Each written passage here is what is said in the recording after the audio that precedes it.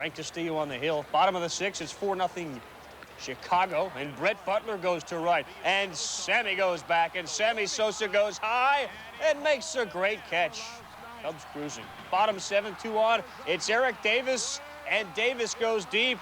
Sammy Sosa, no one else can get to it. Cubs up 4-3. 4-4, bottom eighth, bases loaded. Lenny Harris goes left. The single scores Goodwin. Tommy Lasorda says, it's about time. Harris's 5th RBI of the season. Dodgers win 5-4. Roger McDowell improves to 4-0. Gott gets his 12th save, and the Dodgers break a 4-game losing skid. Cincy in San Diego. Bottom of the 4th, we're scoreless. 2 out, 1 on.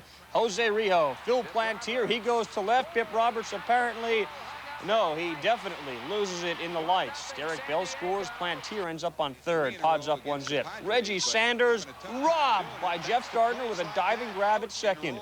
Fans taking their shirts off and going nuts at Jack Murphy. Pods only 20 and 1/2 games out of first, but they do win. Jose Rijo, now 6-3, pitched well, gave up 3 hits and one unearned run. Kevin Mitchell did not play because of a sore shoulder. Astros Braves on the baseball seesaw. Would this be a work of art? Tied at 3 in the 8th. Terry Pendleton. That's an error. That's not Terry Pendleton. In any event, it goes into left field. Right, the Braves looked a lot like the Mets this evening. Errors were a key. Bagwell goes. Bobby Cox a little jittery. Doug Jones with 2 out and 2 on. Damon Berryhill to first. Off Bagwell's glove. Biggio will throw home. Will it be in time?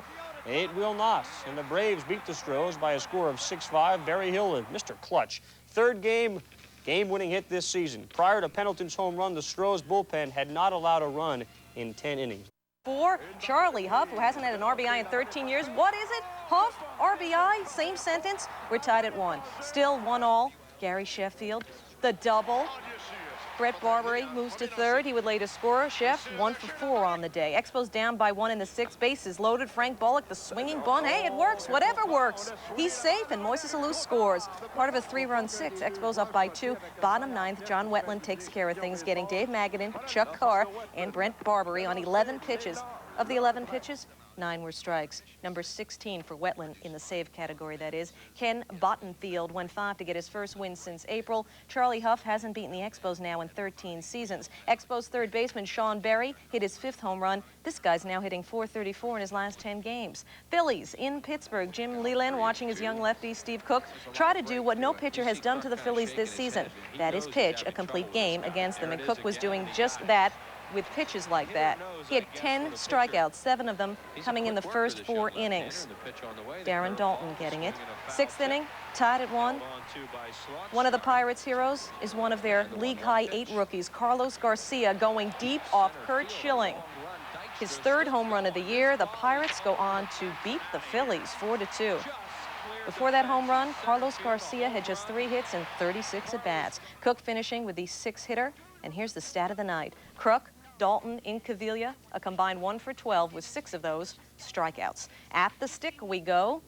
A Giants fan with his camcorder taping all the great plays from the home team, like this one by Robbie Thompson, losing it in the sun. Or how about this one by Chris Jones, the acrobatic grab. Now that part of it's pretty. Now watch him. He goes down hard and he tries to transfer the ball from the glove to the hand, and that's where we have problems, folks. Whoops. Dropped it. The umpire ruled no catch, resulted double for Kurt Manwaring. Top of the 4th, runners on 1st and 2nd. Andres Galarraga doing what he does naturally, the hit. One of his 2 on the day, drives in 2 with that double. Rockies go on to win it 5-1. Galarraga now hitting .420. Armando Reynoso wins his 5th, tying a career high with 8 strikeouts. Freddie Benavides, a career best 4 hits. And Trevor Wilson becomes only the 2nd starting pitcher to lose to Colorado twice. Montreal's Dennis Martinez is the other. Joe Torre and his Cardinals looking to gain a game on the Phils, taking on the Mets, so the chances were very good. Todd Zeile going the other way, scoring Craig Jeffries 1-0 St. Louis. Mets, typical self-destruction. You see what I mean here. Chico Walker at 3rd. It looks good from the start, but it doesn't end that way. It gets worse. 6th inning, Jeffries, the tailor-made double play for any other team except the Mets. Eddie Murray, the veteran, making another mistake. Oh, remember the good old days? Dallas doldrums continue. The Mets, with that loss, now 30 games under the 500 mark. It was the 23rd time the Mets lost a game in which they led. As One of the heroes in Friday night's Orioles win was Jeffrey Hammonds, 2 hits in his first game. We pick it up in the 5th and wonder if Hammonds will reappear. Yanks up 6-4, 2 outs. Bob Wickman to Harold Baines, that's a single. Still 2 outs. Bob Wickman and Mike Devereaux, that's a single. We still have 2 outs, that's Chris Hoyles, that's a single. The bases are loaded. David Segui, that's a double. Goes gap in left center, and the O's are getting used to this comeback thing. 3 runs in at 7-6 Baltimore. Top 7, 9-6 O's, and Paul O'Neill at the plate. Yanks, they got a comeback of their own. That's a home run. They're down 1 at 9-8. No white line infraction. Yankees bullpen, unreliable to this point. Neil Heaton hit hard. It's Chris Hoyles. That's his 2nd of the day. 10-8 Birds. Same inning, the 7th. And Jeff Hammonds. Man on Friday, he had 2 hits, as I said. His first home run comes Saturday. 12-8 O's. They win it by a deuce. 12-10. Win Sunday, the O's will have swept 4 straight series at home. Wickman's first loss in September of '92. Hoyles has 6 straight multi-hit games, and the O's just a game behind the Yanks now in 4th place. All right, Blue Jays, Brewers. Bottom of the 4th, the Brew Crew up 1-zip. Gio Carter with runners on, and Eldred gets him to hit into the 6-4-3 double play. Carter takes that back to the bench. He's mad. 8th inning, Turner Ward at the plate. Cal Eldred with a 3-hitter. That's a 4-hitter. That's gone. His 4th, it's tied at 2. 9th inning, Eldred is still in. Hey, Joe Carter, a little revenge? Indeed. That's a solo shot, and you know how Cal Eldred feels. Maybe you shouldn't have got him into that double play. 3-2 the final. Jays back in first place. 2nd largest crowd of the season on hand. Most to see former Jay Paul Molitor. They stood and cheered in the first. They booed him the last time he got up. Now, if you're really observant, you would know the outcome of this one, considering I just told you the Jays were back in first. That's Frank Viola to Milt Kyler. How about Bob Zubcic in right? Top of the 4th, Tigers lead by 2 at 3-1. Rob Deere, takes Viola where the fielders cannot field it. His 10th of the season. Sox would then rally in the 5th. And it's the Zupper with the gapper. Kyler comes over, he's there. He can't come up with it. And the Red Sox have jumped in front 5-4. Bottom 7, Bill Kruger to Mo Vaughn. Oh, Mo makes him pay. Deep is right. A huge home run. The Sox put 13 on the board and win it 13-4. It was the Killer V's doing the job. Valentin and Vaughn each with 4 RBIs. Season high 5-game winning streak for the Red Sox. Meantime, Rubin returning to the home of the Rangers, and it fits him well. Nice stroke.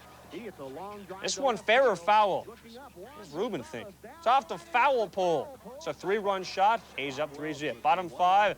Ivan Rodriguez, hey, if you can do it, I can do it too. That's a solo shot off Bob Welch, and the Rangers lead 5-4. Bottom 7, leading 6-5. Mario Diaz. Storm Davis.